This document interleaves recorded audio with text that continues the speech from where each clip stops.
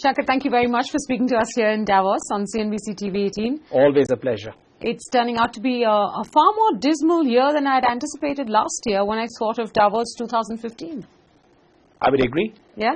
I think people here are concerned about the strengthening dollar, collapse in commodity prices, security situation, not just terrorism but also geopolitical tensions, and the constant debate on inequality and the issues it raises, the 1% of population controlling 47% of the wealth, those sorts of issues. But I don't think necessarily all this is bad news, because same time last year, all of us were reasonably optimistic. No one, I don't think anybody predicted Ukraine or the rise of ISIS in the Middle East or any of the terrorist attacks. On the economic front, nobody predicted that oil would halve in price or the dollar would strengthen the way it did. So I don't think any of us are really prescient. So I wouldn't get too depressed by the mood music. So what you're saying, in short, is Davos is not much of an indicator, at least. No, I'm not saying how the rest of the year will pan out. I'm not blaming Davos, but all I'm saying is that we need to all be a little more modest in terms of our ability to forecast. Fair enough. Is 2015 going to be a more challenging year for business, though? I think, if you look at what's happening in the world, geopolitically and economically, it appears that it will be a challenging year, but then the last several years have been challenging post the financial crisis. Every year has brought its own sets of problems. The good news is that now ECB has announced its own bond buying program. US is clearly on a rising trajectory. The oil price drop may hurt some participants, but on the other hand, it could also provide its own form of quantitative easing. Yes, if it you is. take it's going to add to global growth. If you take India's import bill is 150 billion, and you're going to save half, that's 75 billion. Yeah. Turkey, I was just talking to one of the ministers today, their import bill is 55 billion, so you Down save 28 billion. So it's so there are winners and losers. So it depends on where you are. So, but for the banking business, is it going to be a tough year? As every other year has been in banking of late. It's no easy year. Okay. How do you see, the Middle East respond to what's gone on with crude prices, especially producer countries? Now, I know that Saudi Arabia has been at the forefront of making sure that prices do go down for a variety of reasons. But otherwise, how will it impact these countries fiscally? What does it mean for geopolitical stability? Let's just step back a minute before we talk about winners and losers and just look at the oil market. The global consumption of oil is about 91 million barrels per day. And it's been increasing at a rate of 1.3% compound average growth rate over the last 30 to 40 years. Okay. So the annual increase in consumption is about 1 million barrels. The US alone, thanks to the shale revolution, has brought about 4 million barrels of supply just over the last 3 to 4 years. Yeah. So it's essentially what it's done is accelerated production on the supply side, which is impacting in the short run the demand-supply equation and the equilibrium. And then, people have been able to produce high-cost oil, whether it's oil sands or shale in some cases or deep offshore, because everybody believes that they have a put on Saudi. And what Saudi has essentially done is remove the put. Yeah. And I can quite empathize with what they are doing, because they are saying, let the market dictate the price for a while, and that will suffocate financing for the high-cost producers. And hopefully over a period of time, you will have equilibrium, because Saudi's cost of production is very low. Right. And they do have substantial financial wherewithal in the short run and in the medium term to withstand the erosion in oil price. So what does this mean? Coming to your question more directly, very simplistic analysis is oil producers lose, oil consumers gain. Yeah. But that's not as simple as that. So if you just take Turkey as an example, they gain on the oil import bill, but a large market for their produce is Russia. So your export market can get affected.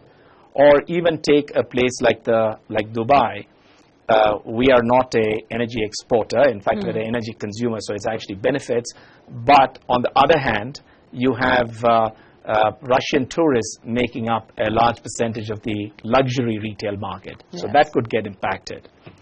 Then just taking the analysis to one step more, if you take the top 30 sovereign wealth funds in the world, roughly half of them happen to be from oil-producing countries. Yes, they do, yes. So this could have some sort of an adverse impact on foreign direct investment flows into some of the markets which needs foreign direct investment. Then if you take airlines, first blush you would say, oh, they're going to win big time because the fuel prices have gone down. That may well be true for people like Emirates Airlines, who have not hedged any of their oil price since 2009. So a rough and ready calculation, Emirates Airlines alone will save about over $3 billion in fuel bill in a 12-month period if oil stays at 50. But if you happen to be an airline, and I shall not name them, who has hedged oil at 100 or 116, then you're not going to benefit. So you've got to really look at this in a very granular basis. You can make some 30,000-foot assumptions and analysis, but it's going to be very idiosyncratic. Yeah, fair enough. But will the oil producers in the Middle East be able to sustain lower oil prices without deep fiscal problems, without social instability? As long as they have the financial wherewithal. So if you take Saudi, it has about Saudi has muscle. $750 or $900 billion of muscle to push this through. So, Saudi, I think, from memory, produces about 9.5 million barrels and probably consumes half of it domestically and exports about 5 million. So a $50 erosion in price means they lose $70 billion in a year, roughly. And with $900 billion, you can afford to give away that $70 Give away that. But that may not necessarily be true for Venezuela or Russia or even Nigeria. Because these countries are, many people estimate, on the brink of disaster. Maybe disaster is a big word. Big word. They are definitely going to be deep trouble. Strained. Deep trouble.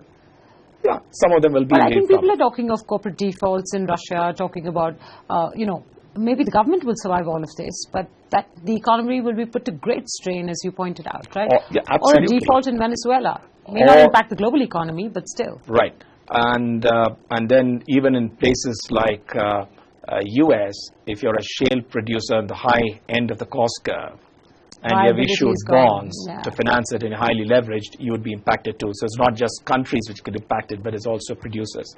Okay, fair enough. So you're not seeing any medium to long-term, mostly negative impact in the Middle East because of what has happened now. That's what I was trying to understand, saying over the period of 2 or 3 years, if oil prices stay around 50 to 60, will that add to the geopolitical instability in the region? That's what my cause for concern was.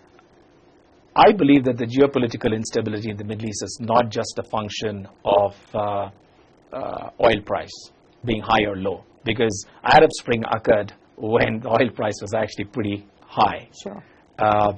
It's got a lot to do with whether the man on the street feels he is getting a fair deal. There is also element of religious fundamentalism which has crept in.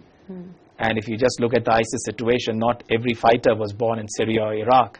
Many of them are born and brought up in France or UK or Australia or elsewhere. So I think we need to separate the two issues. Okay. And I think we are actually in a dangerous situation globally. It's not a Middle East issue. I mean, we saw the attacks in Paris. We can't just look at the rise of religious fundamentalism, and particularly these non-state actors who have no regard for geographic boundaries of human life. We can't just view it as a Middle East problem. I think it's a global problem. We all need to tackle it. We have to fight it together. Okay, fair enough. I want to talk about India. It does look like one of the few shining spots right here in Davos. Bright, yes, shining bright. What do you make of where we stand in India? Don't you feel proud to be an Indian this year? I always did, irrespective of where the economy goes. But yeah, this year it just feels nice that people are feeling more positive about India. Absolutely. In that sense, yeah? I'm just curious as to how you're assessing India from the outside.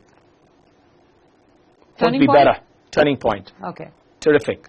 I think we always had the demographics in our favor. We had the demand in our favor. I think we missed the third D, which is decision making. And I think what Mr. Modi has brought back is that sense of urgency, that sense of confidence, and that India is moving back to gain its rightful place. And if I look at the last 5 or 6 years, we were probably in a zone where you would say, quoting Gray or something, we wasted our fragrances on the desert air. And I think now we are at an inflection point where it is conceivable that over the next 3-5 years, that India's growth rate exceeds that of China. Wouldn't that be fantastic? I mean, this would be a tipping point. This would be absolutely a tipping point. And what I like about the government is it's you didn't build Rome in a day, nor are you going to fix India's problems in a day. I mean, Mr. Modi has got the momentum. He's a terrific administrator, but he's not a miracle worker. No one is. No one is. So we have to give him time. And the proof of the pudding is going to be 3-5 years from now in terms of execution, because India has always had the potential. Are your clients talking about putting more investments into India as of now, or would they like to wait and see as to how this government delivers on some of that promise? Clearly, more and more people are now focused on India. When I have conversations with people around the world, everybody wants to talk about India and the new government and the positive momentum. The first money which goes in always into a country is its own people, and possibly its diaspora. So I think the first thing I would see is not FDI flows. Of course, we've had the portfolio flows, but domestic Indian businessmen investing, putting their money where their mouth is. And then the FDI will come. I'm sure the FDI will come. Okay. Final question then on India. We're a month away from the budget, and you know that's a big exercise in India. What is it that you would like to see this government prioritize? If you want to take a long-term view, infrastructure has to play a key role, improving infrastructure, because that can add at least 150, if not 200 basis points to India's long-term sustainable growth rate. That would be my number one priority.